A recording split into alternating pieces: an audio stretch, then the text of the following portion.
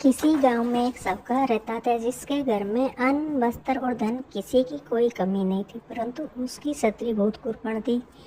किसी भिक्षार्थी को कुछ देती नहीं थी, सारे दिन घर के काम काज में लगी रहती। एक समय एक साधु महात्मा बृहस्पतिवार के दिन उसके द्वार पर आए और भिक्षा की याचना की।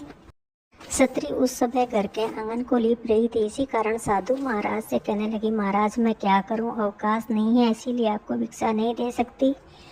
दूसरी बार महात्मा आए तो वो लड़के को खिला रही थी। इसी कारण साधु महाराज से कहने लगी, महाराज मैं क्या करूं, मेरे पास अवकाश नहीं है। तीसरी बार महात्मा आए तो उसने उन्हें उसी तरह से टालना चाहा। तब महात्मा कहने लगे कि यदि तुमको अवकाश हो जाए तो मुझको भिक्षा दोगी। साहूकारनी कहने लगी, हाँ महाराज, यदि ऐसा हो जाए तो आपकी बड़ी कृपा होगी। तब महात्मा जी कहने लगे कि अच्छा मैं एक उपाय बताता हूँ। बृहस्पतिवार को दिन चढ़ने पर उठो, सारे घर में झाड़ू लगाकर कूड़े को घर में जमा कर दो। पुरुषों को कह दो उस दिन सब हजामत अवश्य बनाए, रसोई बनाकर चूल्हे के पीछे रखा करो। सायकाल को अंधेरा होने के बाद दीपक जलाया करो। बृहस्पतिवार को पीले वस्त्र मत धारण करो, न पीले रंग की चीजों का भोजन करो।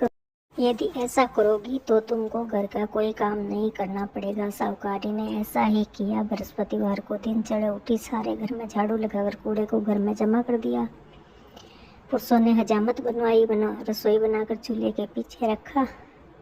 सायकाल को अंधेरा होने के बाद दीपक जलाया। सब बृहस्पतिवारों को ऐसा ही करती रही। अब कुछ काल बाद उसके घर में खाने को दाना नहीं रहा। थोड़े दिनों में महात्मा फिर आए और भिक्षा की याचना की। स्त्री बोली, महाराज मेरे घर में खाने को अन्न नहीं, मैं आपको क्या दे सकती हूँ। तब महात्मा ने कहा कि तुम्हारे घर में सब कुछ था, तब भी तुम कुछ नहीं देती थी। अब पूरा अवकाश है, तब भी तुम कुछ नहीं दे रहे हो। तुम क्या चाहती हो है? तब सेठान ने हाथ जोड़ के प्रार्थना की, महाराज कोई ऐसा उपाय बताओ कि मेरे पहले जैसा धन धान्य हो जाए। मैं प्रतिज्ञा करती हूँ अवश्य मैं जैसा आप कहेंगे वैसा ही करूँगी। तब महात्मा ने कहा कि बृहस्पतिवार को प्रातः काल उठकर स्नान आदि से निवृत्त होकर घर को गौ के गोबर से लिपो तथा घर के पुरुष सजामत न बनवाए, बुकों को अंजल देती रहा करो। ठीक सायकाल दीपक जलाओ। यदि ऐसा करोगी तो तुम्हारी सब मनोकामनाएं भगवान बृहस्पति जी महाराज की पूर्ण होगी। स्त्री ने ऐसा ही किया और उसके घर में धन धान्य वैसा ही हो गया जैसा कि पहले था।